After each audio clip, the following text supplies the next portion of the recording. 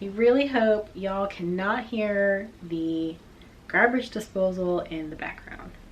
Oi. Hey everybody, welcome back to my channel, and today we're going to be talking about my February wrap-up. I ended up reading 8 books this month, and can I just tell you, that is quite the accomplishment for me.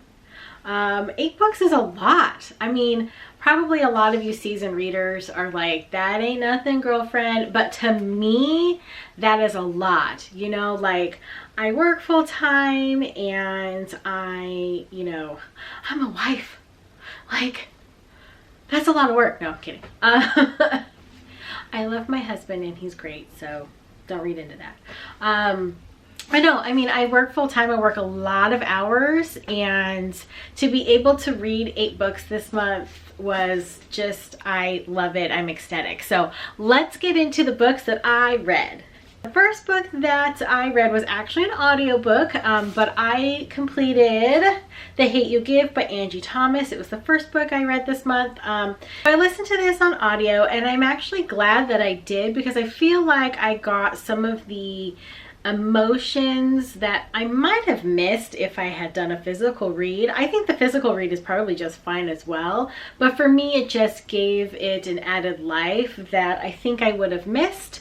But this follows our main character, Star, whose best friend is shot by a police officer, and unfortunately he does die. And so we are following her journey as she works her way through that, and ramifications in society and how it's played out in the media, and she is the lone witness of it. And she basically finds her voice through the whole thing, and it was such a powerful book. I had like this permanent heartache and anxiety basically the whole time I read it or listened to it, but it was so good. It was brilliantly written, and the audiobook is fabulous. If you are looking for an audiobook to listen to, this is a really good one. I really enjoyed it. I gave it 5 stars, in case you were wondering. The next book I completed was another audiobook, Half of a Yellow Sun by Chimamanda Ngozi Adichie. She is a Nigerian author, and I actually chose this one as part of the Black Lit Challenge that was hosted by The Artisan Geek. So I didn't do any follow-up videos. I think maybe when you do a challenge you're supposed to, but I didn't have the time, nor did I really think it through that much. I just wanted some prompts to get me to read some different books this month, so there you go, that's my life. But that was one that I chose, and it was for the prompt, choose a book from an author not from the US or the UK. So I went on a search and I found that one, and it had some good reviews, and woo, it was a doozy. I gave it 3 stars. It was very well written. It follows 4 different characters as they experience the Nigerian Civil War. And it was gut-wrenching. It was a trip, guys. It's very intense, and I knew that, at least going in. I didn't know much about the book. I knew that if you're going to read a book about the Nigerian Civil War, it will probably be fairly intense, and it was. And watching their journey from, particularly 2 of the main characters, they were professors at a university. They had a very good life. They had a home. They had a houseboy, all these things. And then the war breaks out and they have to evacuate. And basically you go through where they go from this kind of like life of luxury, where they're having parties and guests over all the time and they're drinking alcohol, to then they're living in a hut or a room. They're eating, I think, crickets or worms or something. So it's quite the contrast. It was really hard for me to listen to at times. There are parts of the book where it goes into kind of more adult relations, if you will, and I am just not into that. I don't want to read about that. If I want to read about that, I will pick up a romance novel because I know what I'm getting. So those parts really took away from the story for me, and that's why it got a 3-star rating. The next book I completed was yet another audiobook. I was on a roll, guys, but it was Born a Crime by Trevor Noah, and I gave it 5 stars. It was amazing. You know, Trevor wrote about his childhood in South Africa, and you follow him through. I think he was a young adult when the book ended. But it just, I kept saying words like engaging and charming and fascinating. And so I don't know if I can come up with different adjectives to describe this book.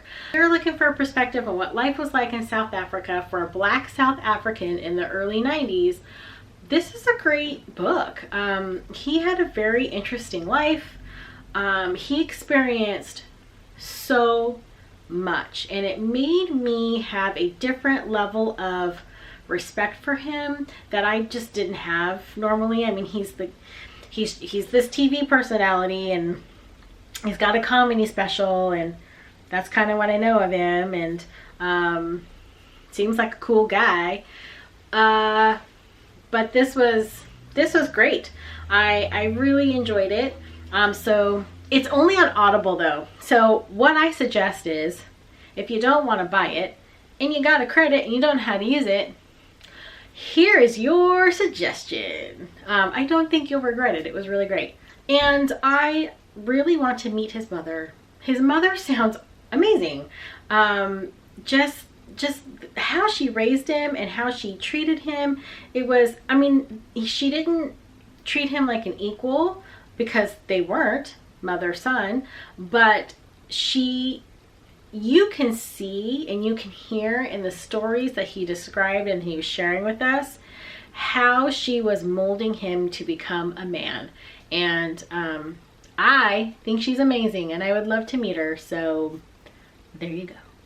The next book I completed the month is my first physical read, Crown of Feathers by Nikki Paparetto. It took me maybe about a week to read this. I marathon finished it in like a weekend, and it was really good. I think I gave it 4 stars. It's not perfect, but it was really good. I mean, it gave you cliffhangers when it needed to. It got you really interested when it needed to. Some parts were a little slower. I definitely, reading through this, I was like, there's something going on there. I don't know what that is. I hope you didn't hear that. Something going on there. I don't know quite what it is, but something's happening. And I was right. Something was happening.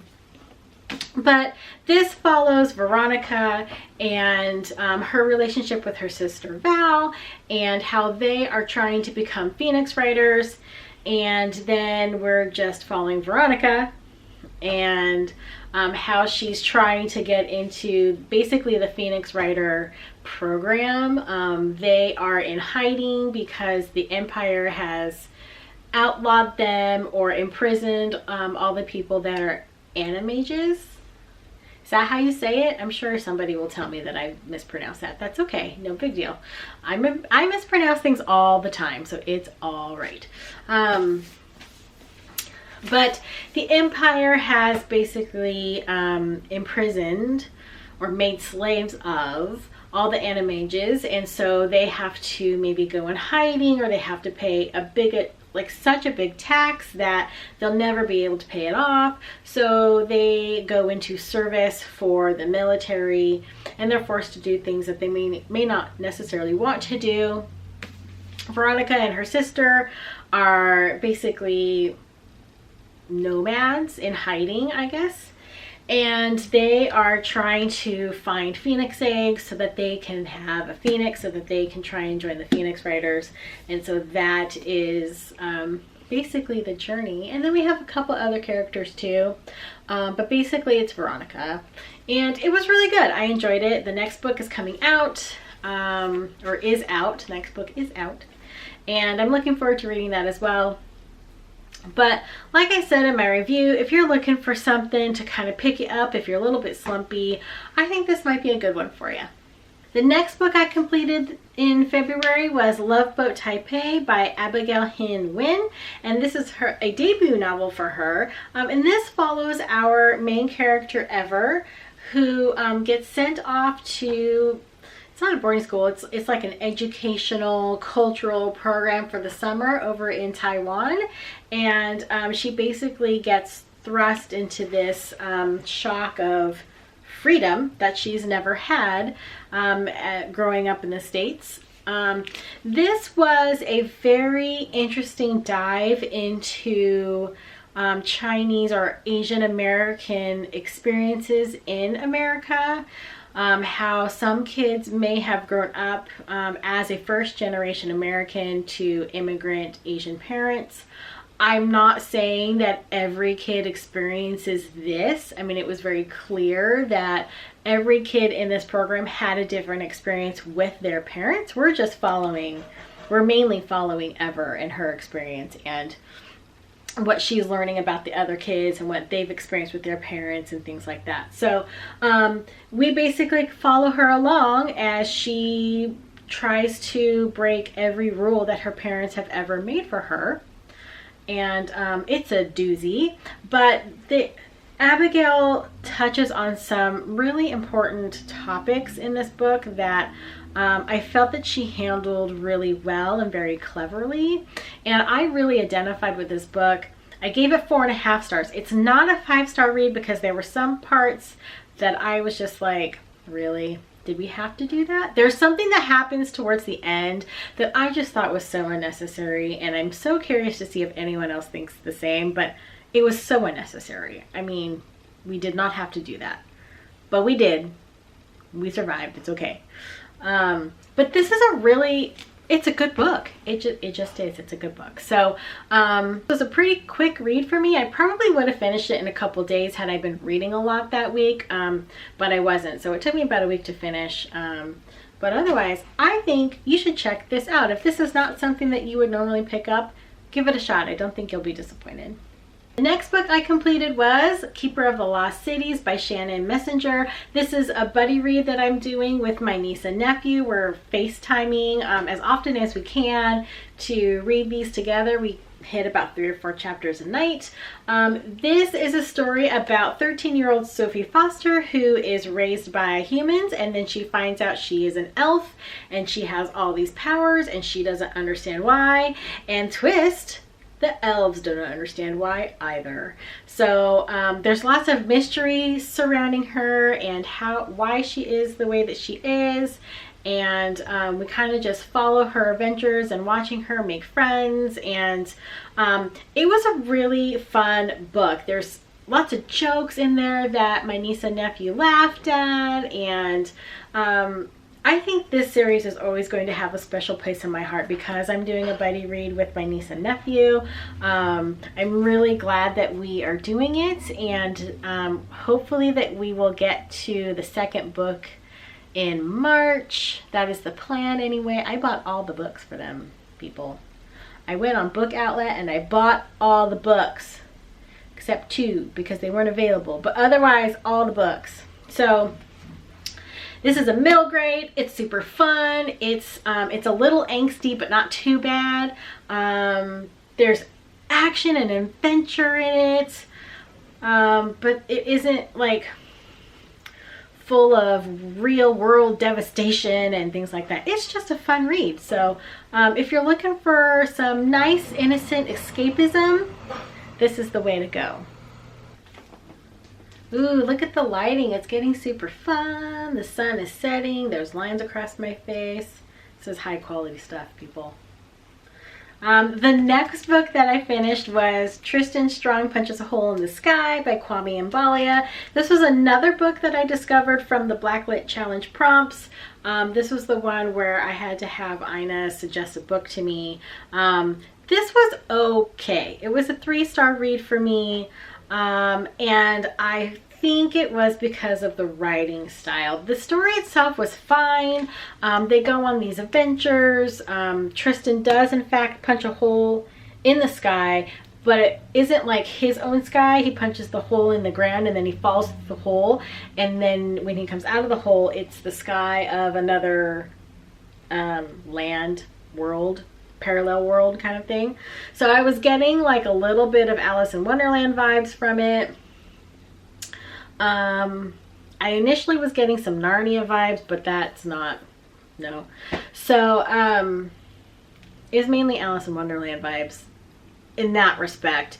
Being in another land and you're trying to figure out how to get home, and everything is not what you're used to, and you find out that you have this magical power, as he does, and he's trying to figure out how to use that power so that he can get back home.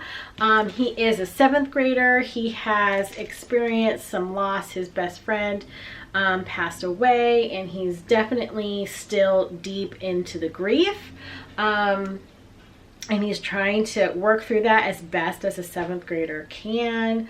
So I think that there were some good things about, there were some good things about this book. There really were. It was like they would go off to try and do something, and of course nothing would go right. And then they would go off and do something, and then nothing would go right.